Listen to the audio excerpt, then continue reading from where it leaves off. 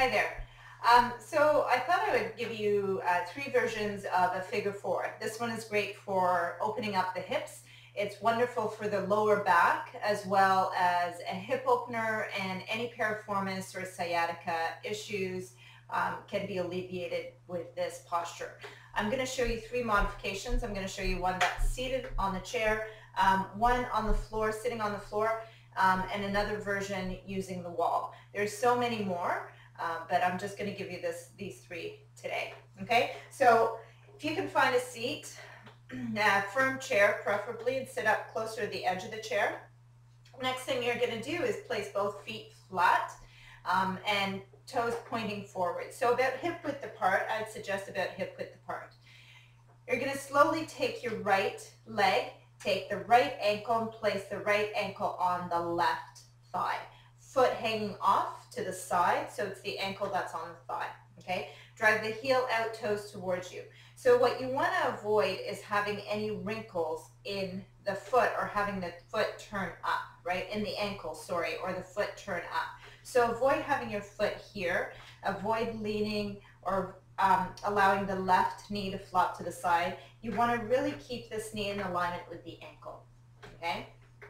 If this is too much, you can walk your left foot forward and drop the knee so it's below the hip, allowing this hip to soften a little bit.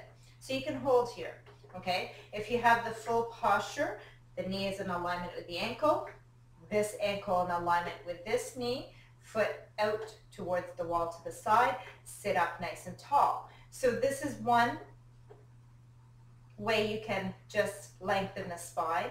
Another way is you can take both hands, place them behind you, sit up nice and tall here. If you want to go a little bit further, then I would suggest you take one hand, place it on the thigh, the other hand on the ankle, and slowly lead with the heart, jackknife yourself, fold forwards. And there you have it. That's about it. Now for some of you, you may want to go a little bit further, take your elbows. If you want to go a little bit further, you could try to take your hands down towards the floor.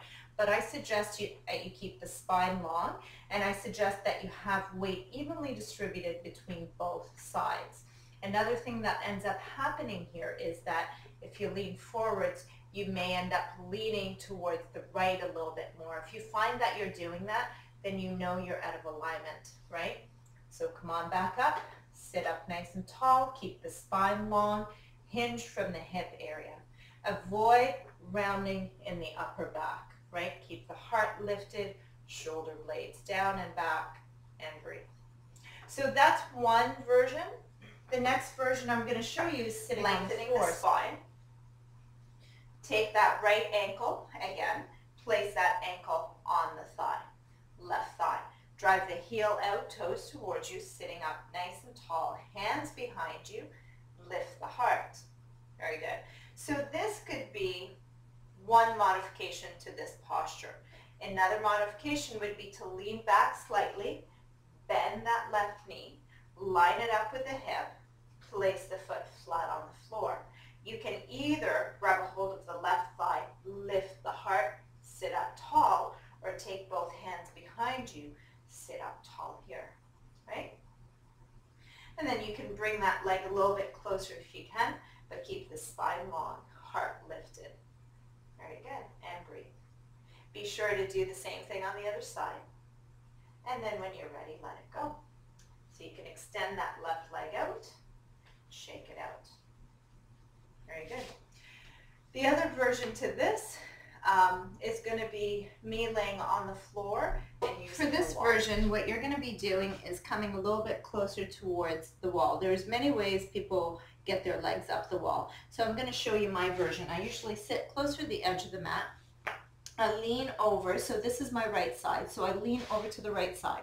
And then I scoop my bum right against the wall.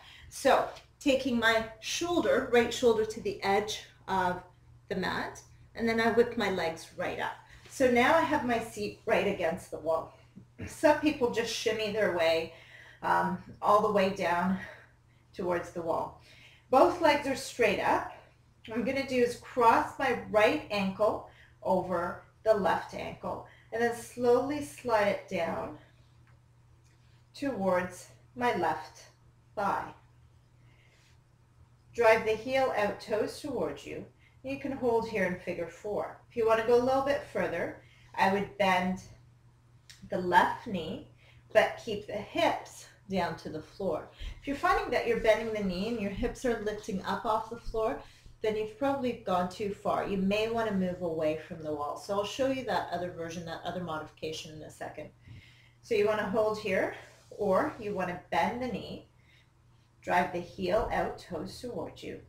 The other variation modification to this one is to actually move away from the wall and have your knees be at 90 degrees, your legs be at 90 degrees.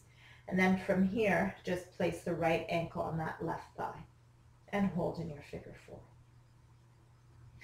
So you can hold here for a few seconds and then be sure to do the same thing on the other side when you're ready.